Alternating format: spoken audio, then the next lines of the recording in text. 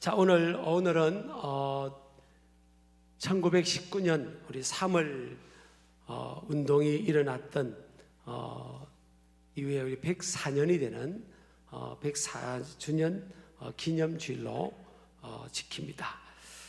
여러분, 우리가 3.1 운동이 일어났던 그때 살아 계셨던 분들 한번 손 들어 보세요. 104년 전이니까 거의 아무도 안 계신 것 같은데요. 그 당시에 우리 국민들의 한 12%가 이 운동에 참여했습니다. 그 당시에 인구 통계가 정확하게 과학적으로 나오지 않는 시대이긴 하지만 한 2천만 명쯤 우리나라 인구가 남북한 인구가 됐을 것이다. 그러죠. 그때는 남북이 나눠져 있지 않을 테니까. 그 2천만 명쯤 본다면요, 그 2천만 명 약 12%, 약 202만 1,448명이 평화적 독립운동에 참여했습니다. 우리는 사실 피부로 와닿지 않는 세대긴 하죠. 그때 그 현장에 있지를 않았기 때문에 그렇습니다. 근데 우리가 이 3.1 운동 기념주의를 지키면서 역사가 주는 교훈, 또 역사의 아픔을 대물림하지 않고 그 전체를 밟지 않기 위한 그런 교훈들, 그리고 한국교회의 정체성과 또 자부심과 미래지향적인, 현재와 미래지향적인 정체성과 또 그런 방향성을 재설정하는 데 도움을 주고자 이렇게 우리가 그런 각도에서 말씀을 기도하면서 준비했습니다. 한마디로 말씀드리면 3.1 운동은 기독교다. 기독교는 3.1 운동이다. 이런 등식이 성립된다고도 볼 수 있습니다. 그렇게 생각해도 무방하지 않을 정도로 당시에 우리 전 국민, 우리 남북한 전체 인구의 약 1.2에서 1.5% 정도가 개신교인, 우리 기독교인, 우리가 천주교 빼고 교회 다니는 사람들이었어요. 그런데 3.1 운동의 전체 시위에 참여했던 전체 숫자의 약 17%가 기독교인들이었습니다. 그러니까 그래 본다면 그 당시에 기독교 인구가 한 20만 명 정도밖에 되지 않았습니다. 그렇게 본다면 기독교인들 거의 그냥 걸어다니는 사람들은, 아이들 어르신 거의 다 참석했다고 볼 수 있어요. 그 중에 유관순 열사도 기독교인이었고, 걸어다니는 정도 되면 다 우리 기독교인들, 교회 다니는 사람들은 다 참여했고요. 민족의 대표 34민 중에 지도자 16분이 기독교인이었죠. 이성훈, 박희도, 이갑성, 오하영, 최성모, 이필주, 김창준, 신석구, 박동환, 신홍식, 양전배, 우리 교회 또 신홍식 장로님 있어. 임성용, 길선주, 유여대, 김병조, 정춘수, 이명용, 길선주, 유여대, 김병조, 정춘수, 이렇게 16분입니다. 여기는 목사님들도 계시고요, 또 기독교 지도자들이 계십니다. 그러니까 당시 기독교는 숫자로 보면 마이너였죠. 역사도 그렇고 한국에, 그렇지만 근대사에 있어서 가장 의미 있는 이 3.1 운동, 독립운동의 선봉에 섰다는 것은 믿음의 선조들, 우리 앞선 세대의 믿음의 선조들의 그 신앙의식 아래 그 민족의식, 역사의식이 분명했고요, 성각자적인 시대 정신으로 무장해서 암울했던 이민족의 등불 역할을 잘 감당했던 것을 보게 됩니다. 그래서 우리 교회 기독교는요, 나라와 민족이 위기 때 참 똘똘 뭉쳐서 일어났습니다. 그 전에 우리 태안 앞바다 기름 유출 때도 사실은 심각한 유출 사고였죠. 저도 이제 차로 한 40분, 45분쯤 가면 그 태안 앞바다 기름 유출이 있던 그곳에 도착하는 그 지점에서 제가 목회를 하고 있었습니다. 저도 여러 번 그곳에 가서 뭐 기름띠가 바닷물에 이만큼 쌓여 있었습니다. 그걸 찬 바다 물에 들어 발을 적시고 그 기름을 띠를 제거해내고, 또 바위에 스며들었던 기름을 그 때 타올로 다 이렇게 닦아내는 그 중심의 역할을 했던 분들이 사실 한국 교회였습니다. 제가 목회하던 교회 큰 도로변으로 전국에서 몰려드는 그 교회 차량이요, 끊이지를 않았어요. 심지어 제가 목회하던 그곳에 어떤 권사님은 허리가 이렇게 골절이 있었던 분인데, 그래서 허리가 항상 안 좋으셨어요. 그런데도 불구하고 그곳에 가서 그 바위에 기름을 닦다가 허리가 나아진 낫는 그런 기적도 경험한 케이스가 제 목회 현장에 있었습니다. 그래서 우리 한국 교회는 위기 때마다 아주 분연히 일어나서 대사회적인 건강한 리더십의 역할을 감당을 했습니다. 1919년 그때 200만 명이 넘는 사람들이 태극기를 들고 일어난 이 만세운동, 독립운동이죠. 이것은요, 외국에서 바라볼 때, 특히 미국 기독교 연합회 동양문제 연구위원회 그 보고에 보면 예수 교인만이 참혹한 식민 정책에서 해방의 소망을 포기하지 않았던 유일한 한국민이다 그랬어요. 물론 믿지 않는 분들은 조금 기분이 그렇겠지만 거의 주도를 했습니다. 믿는 사람들이 적었을 때인데도 불구하고 오늘 다른 나라 사람, 외국인들의 눈에 볼 때 예수교인, 기독교인만이 참혹한 식민정책에서, 그러니까 식민정책이 얼마나 참혹했습니까? 자유를 뺏기고 젊은 처자들은 전쟁터에 끌려가서 놀이기감으로 끌려가고 탄광에 끌려가고 얼마나 비참했습니까 사실은. 근데 어떤 사람들은 그 식민지 그 시간으로 인해서 우리나라가 발전했다, 그런 또 역사를 갔는데 두드려 맞아야 됩니다. 그는 그렇지 않습니다. 어떤 상황에서든요, 다른 나라와 민족의 주권을 찬탈하는 것은 폭력이죠, 폭력. 그것은 폭력은 절대 정의가 될 수 없어요. 러시아가 어떤 연유이든 우크라이나를 전쟁을 또 침공한 것은 이게 선으로, 의로 치부될 수 없는 거하고 똑같은 거죠.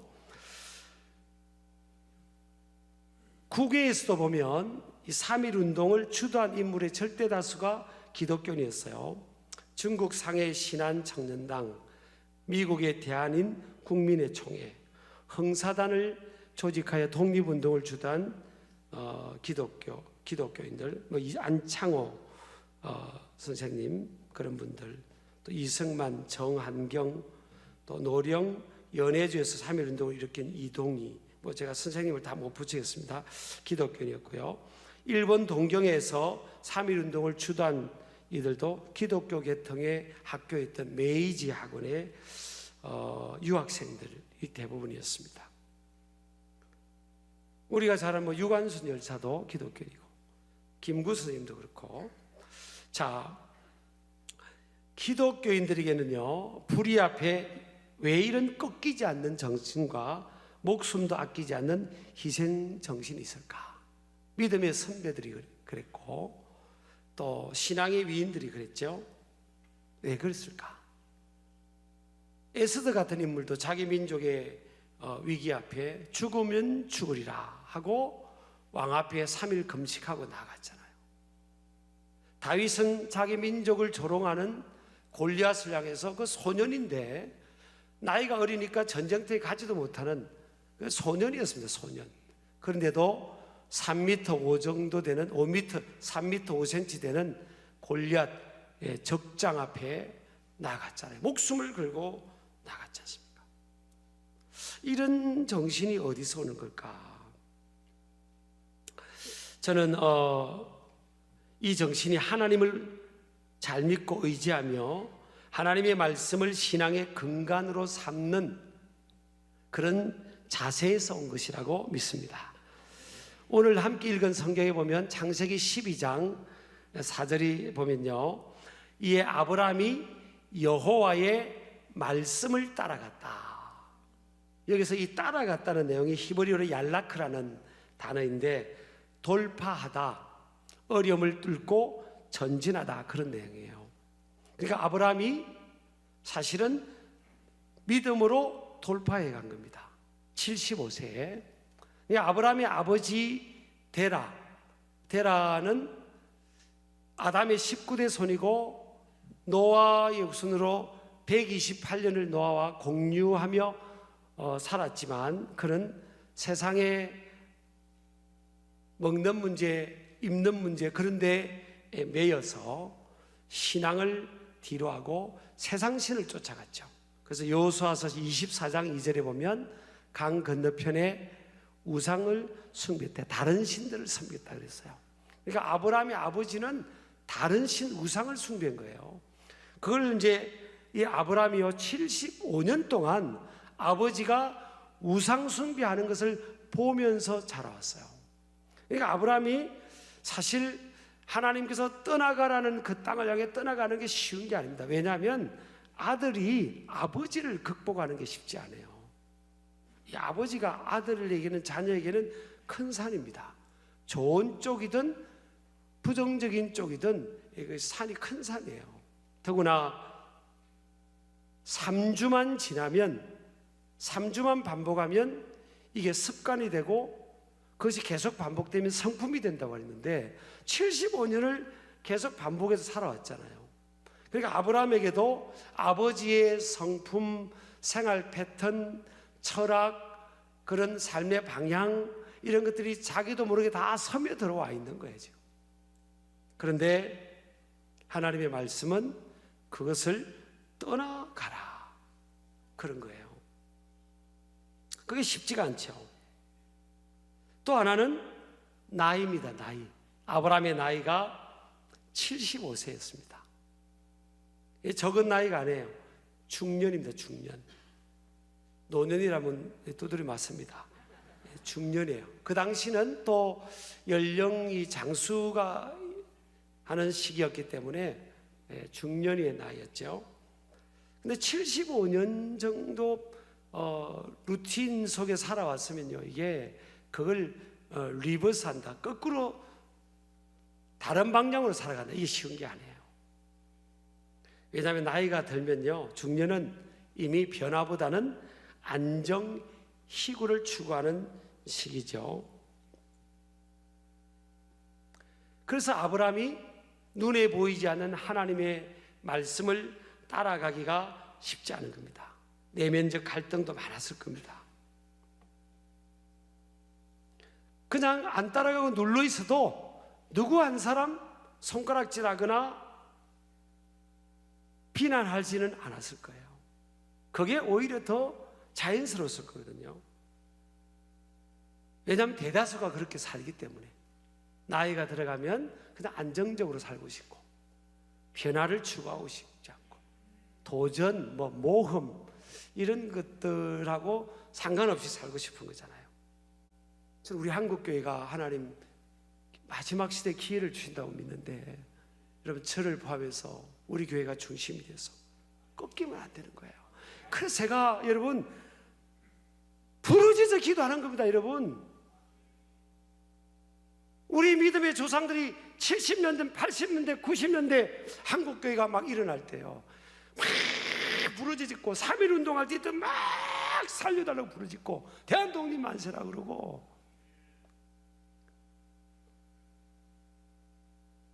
그게 우리 레거시 전통이었다고요.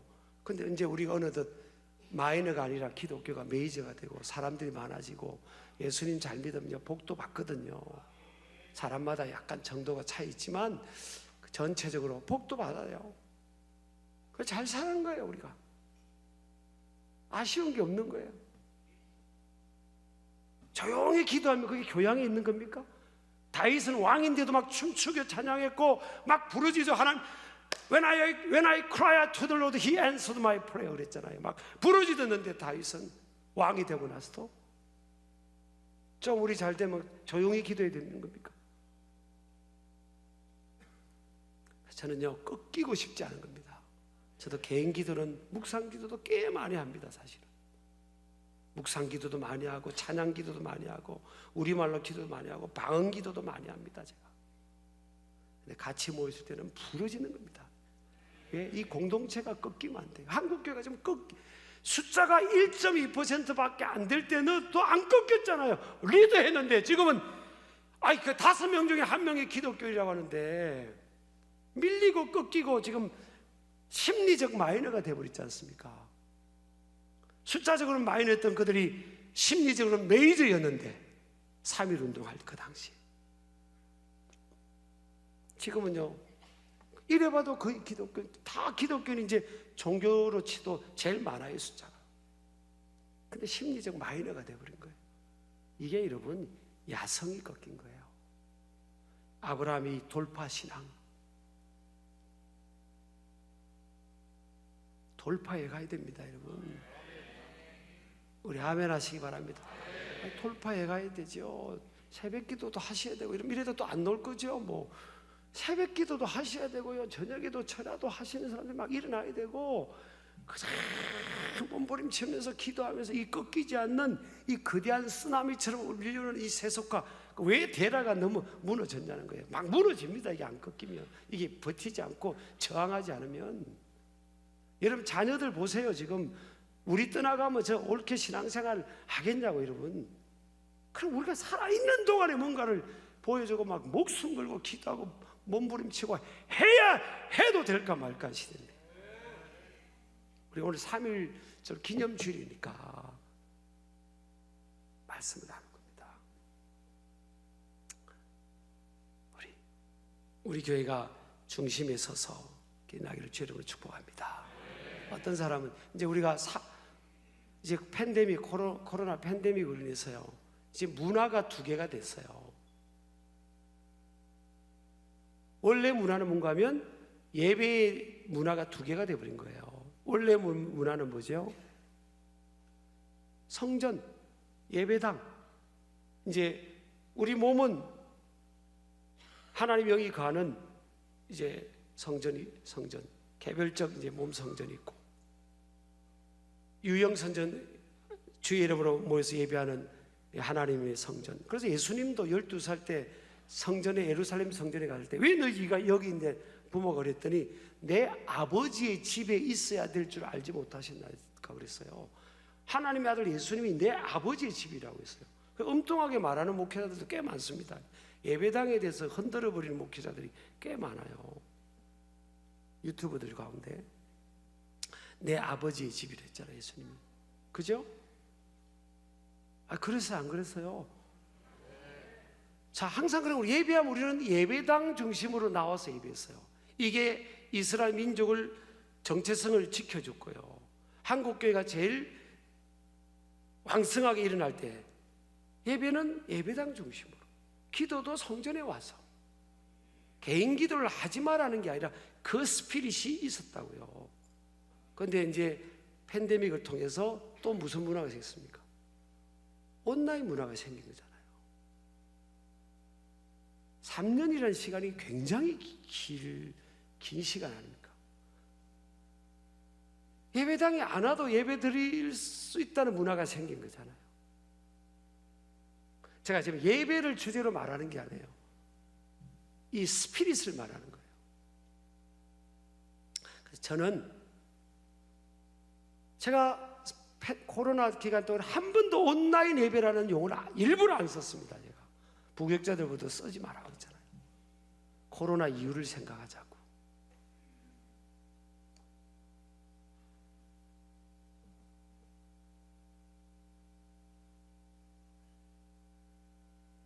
저는 야성이 꺾이면 안 된다고 생각합니다. 야성이 꺾이는 거는요, 뜨거운 냄비 속에 점점 온도가 가열되는 그 냄비 속에 있는 개구리, frog in the kettle.